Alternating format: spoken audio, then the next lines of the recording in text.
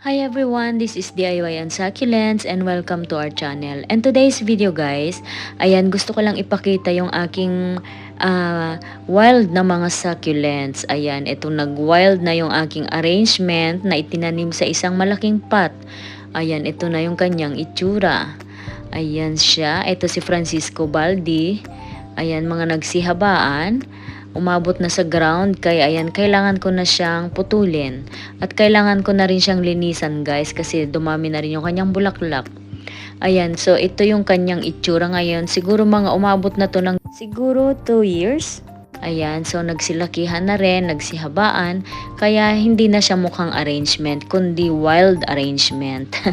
Ayan, so nilagyan ko rin siya ng string of pearls dati, ayan. So, humaba na ng humaba, umaabot na sa lupa, so bubunutin ko na rin yan. Ito naman si zebra, 2 piraso lang ata to dati, ayan, nanganak na siya ng nanganak, ayan, ang dami na niyang babies. Ito na rin, naging puno na si Mother of Thousands. So, ang gagawin ko lang today is magkakat ako, ikakat ko siya para yung mga maliliit na babies ay magkaroon ng space. Ayan, susamahan niyo ako guys. At ito guys, yung kanyang flower stalk, tatanggalin ko na rin kasi ilang buwan ko na rin napabayaan ito. Ayan, so nag-dry na rin siya. Pero syempre, bago natin itapon yung ating flower stalk, ay tatanggalin ko muna yung kanyang mga dahon. Ayan, kasi nga, pwede rin niyang i-propagate at malaki yung chance niyang tumubo. Yung mga dahon sa kanyang flower stalk ay madali lang tumubo, katulad din ng leaf propagation. Ayan, at ito rin si zebra ay nagkaroon din pala siya ng kanyang bulaklak. Actually, hindi ko napansin. Ito rin si ating Graptopetalum, sino ba to? Purple Delight. Ayan, na hindi mukhang Purple Delight kasi sobrang lumaki na siya. So, marami din tayong makukuhang dahon sa kanyang flower stalk, guys. Ayan, ito ay napakabilis tumubo ni Purple Delight. Kasi ilan na yung na-propagate natin sa Purple Delight na ito dahil lang sa kanyang dahon sa kanyang flower stalk. Ayan.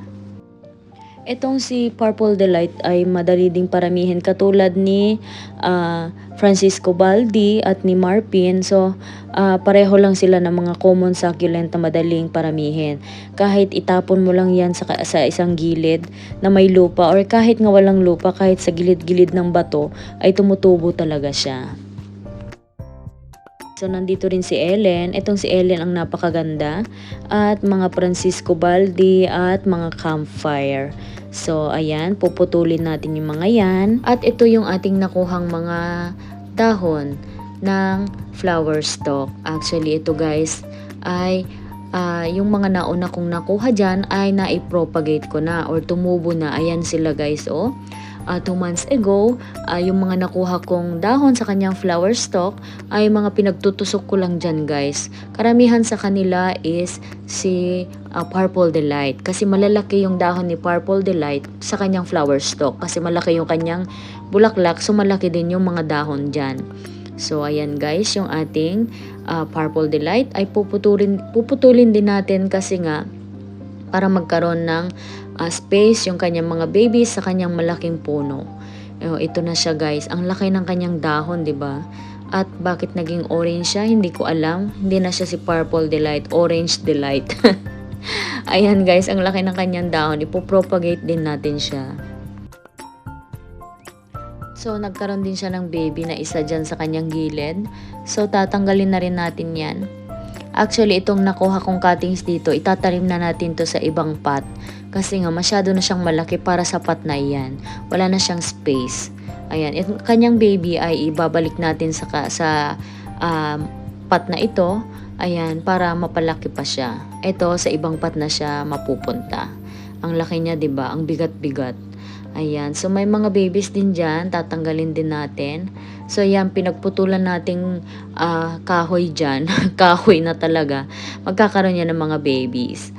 At ito naman si Marpin, o diba, hindi siya mukhang si Marpin kasi nga napakalaki na niya. At yung kanyang dahon is humaba. Kasi nga siguro dahil sa busog na busog sa ulan. Kasi rain or shine, nasa labas siya, ayan ang kanyang itsura. So marami akong naitanim dyan ng marpin actually. Kaya lang hindi siya gumanda kasi yun nga, masyado siyang nauulanan. Hindi rin siya masyadong kumulay kasi hindi siya stress. So, tatanggalin na natin yung mga yan dyan para yung kanyang maliliit na babies dyan ay magkaroon ng chance na lumaki. So, ayan, ganyan guys yung nangyayari sa Graptoveria marpin kapag sobrang busog na busog sa tubig at ulan. Humahaba yung kanyang dahon. At syempre, ayan, hindi magandang tingnan. Pero healthy naman siya, kaya lang mas gusto ko yung compact. Meron akong isang pot ng marpin na as in maliliit lang yung kanyang dahon. So, ayan nga yung nangyari sa kanya guys. Pagkatapos kong tanggalin yung mga dahon niya dyan, ayan, ganyan pala yung kanyang ibaba. O, diba? Ang dami ng mga dry leaf, mga nabulok na yung mga dahon dyan. At meron ding mga dahon na nalaglag na nagsitubo na rin. Ayan. So, itong guys, kukunin natin lahat. Ayan, tapos ililipat ko na lang sa ibang pot or sa ibang taniman. Ayan, itatanim ko na lang sa ground. Mabilis lang to tumubo. Actually, siguro ito si marpin lahat. At ito naman guys, si ating string of pearls. Bubunutin ko na rin dyan kasi sobrang mahaba na siya. So, ililipat ko na rin yan guys sa ibang paso. Ayan, so hindi na siya kailangan dyan. O, diba? Panalong panalo siya sa malaking paso na yan guys. Kasi, ang daming tubig. Mahilig to sa tubig, diba? Kaya ayan, humaba na siya ng humaba kasi nga, ayan, sagana siya sa tubig. Actually guys, nung tinanim ko yan is kakaunti lang. Tapos maiksi lang siya. Ngayon humaba na siya ng humaba. Tapos nagkaroon na rin siya ng mga sanga-sanga. So yung mga makukuha ko dyang mga string of pearls ay pagsasama-samahin ko sa isang pot. At ito nga guys, sa kanyang ilalim ay napakarami niya pala talagang babies. Ayan, ito yung kanyang ating pinagputulan ng marpin. Ayan siya, oh, ang gaganda, ang cute ng mga maliliit na babies. So, magkakaroon na siya ng chance na lumaki kasi nga nawala na yung malaking sagabal sa kanya. Ayan, so wala na siyang kaagaw sa mga nutrients. So, lalaki at lalaki na siya. Ganon din ang ating Purple Delight.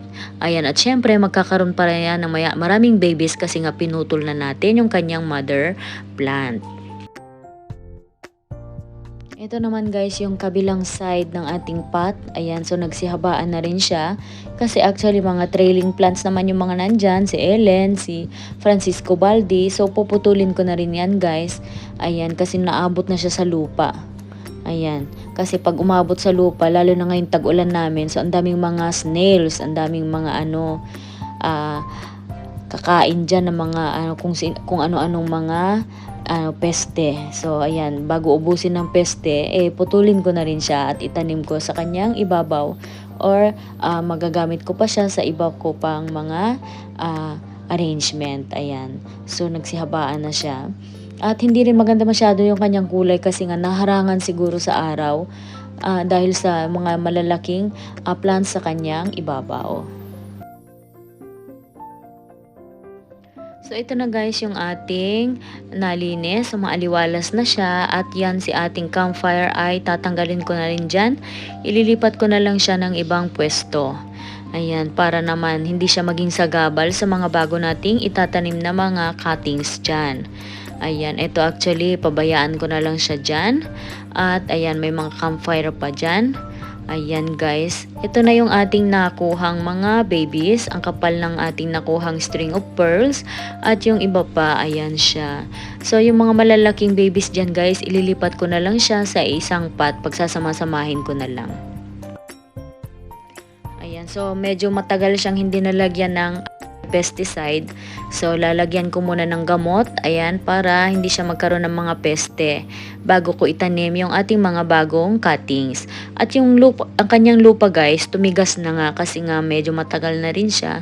So ayan, huhukayin ko, palalambutin ko na lang para medyo madaling itusok yung ating mga nakuhang cuttings dyan. Ayan, ito si ating Ellen, ang ating tinatanim na Ellen. Ang dami nating nakuhang Ellen. Hindi masyadong makulay guys kasi yung humabang Ellen sa kanyang gilid yan. hindi masyadong natutukan ng araw kasi naharangan ng mga malalaking succulents sa ibabaw. Ayan, so syempre ito mabilis lang din tong magsianak, magsihaba. So diyan natin ilagay. Tingnan natin kung anong kalalabasan niya. baka maging wild ulit siya after 1 year. Ayan, so bahala na, at least hindi masayang yung ating mga nakuhang cuttings dyan. So, ayan, pagsasama-samahin ulit natin dyan sa ibabaw. Pero actually, hindi na siya malalaki, 'di ba? Maliliit na siya. Ayan. So, ayan lang ang ating itatanim kasi nga, may mga babies pa dyan na maliliit. Kapag nagsilakihan yan, ayan, syempre, magiging makapal na ulit siyang tingnan. Lalo na yung mga nasa puno na mga babies. Ayan, maglalakihan yan. So, ayan, magkakaroon din ng mga babies dyan na bagong tubo, syempre, kasi nga naputol na. So, kaya ganyan lang yung ating itatanim.